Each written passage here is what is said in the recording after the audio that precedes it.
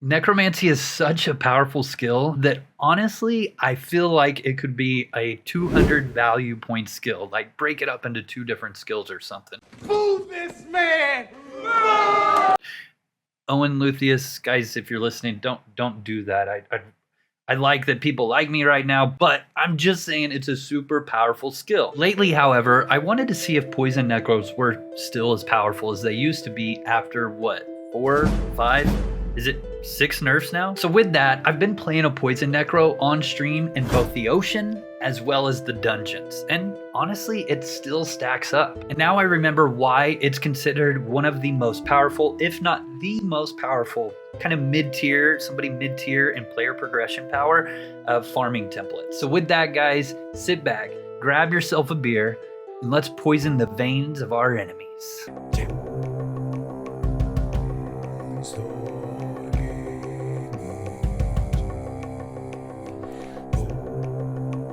All right, let's jump into the template. For the main ingredients, goes like this. 120 poisoning. We want those big poison ticks. 120 poison is going to allow us to get lethals as well as further increase our poison strikes from necromancy. More on that shortly. Taste ID at 120. Not only is this a must for poisoning, but it will also increase our mana regain.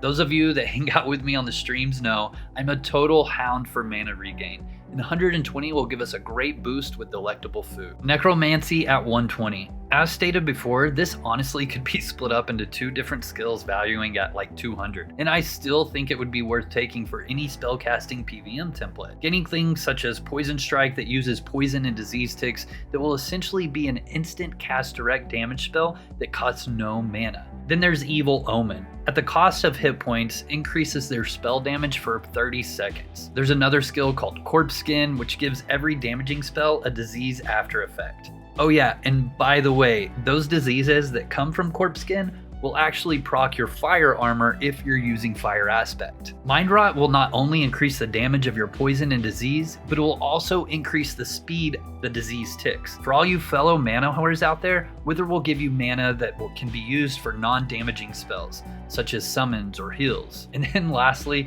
there's also Pain Spike, which uses the corpse of your enemies or fellow adventurers to cause an area effect damage to everything in the vicinity, as well as 4 other amazing abilities that we didn't even touch on. Next up is Eval Intelligence at 100. Not only do we want big poison ticks, but we also want really big spell hits. Thus, the max eval we can have is 100. Then there's Magery at 100. Even though our summons won't be our primary source of damage, we still want them to tank for us. We also, as previously stated, want to do a lot of spell damage. Then there's Spirit Speak.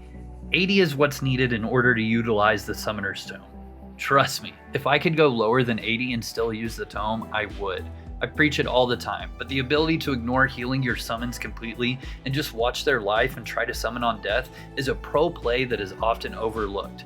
And dare I say it, somewhat overpowered. I hope sometime that there's something similar that could be done for like a Mage Tamer. I'm not really sure the ability that could happen. Maybe they can instantly pull something after a 2.5 second cast, which then it wouldn't be instantly, but from their stables that replace the pet that just died. I don't know, just something that kind of levels that playing field. Who knows? Meditation at 80. I'd really love to find a way to make this 100, but honestly, mana hasn't been a problem. Using a higher tier crafted spellbook, as well as delectable food, and having Taste ID really helps to compensate for this. Also, the sleeper links, but more on that later. Now let's talk about aspect. Poison armor not only helps us to increase the damage of our poisons, substantially by the way, but it also increases the damage done to creatures that are poisoned. Similar to how lyric armor works for bards. It is also helping with mana indirectly as well, since it gives an effective bonus to Taste ID. Now for the book, I went with Eldritch Book. The AoE aspect proc is really helpful, but really the mana wells is where this book shines, giving anywhere from 10 to 38 mana based on aspect level. I'm sure this is going to whiffle some feathers. The footage shown here is mostly tier 12 poison as well as tier 6 eldritch. But Pone, this template is only good because you have maxed everything. Wrong. This template is good even without aspect or links. like all videos, just to make sure, we did jump onto test and play with both tier 3 poison and eldritch with no links. Moving on to the wizard grimoire. Often on stream I get asked why I'm casting so many low tier spells. In my wizard grimoire, I'm focusing on the low circle spells, and I've set up overheads and cooldowns to remind me when to use them. 6 points in magic arrow. This will increase the damage by 300% every 20 seconds.